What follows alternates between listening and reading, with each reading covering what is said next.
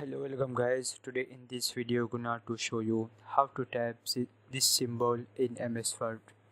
So very simple. Firstly click on insert. After click on symbol. Click on more symbol. Type character code 00D1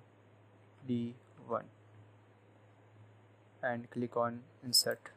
After click on close. So very simple and easy. Firstly click on insert. After click on symbol, click on more symbol, tap turtle code 00D1, click on insert, click on close. So this is very simple and easy and quickly method. Thank you for watching my video. Please subscribe my channel.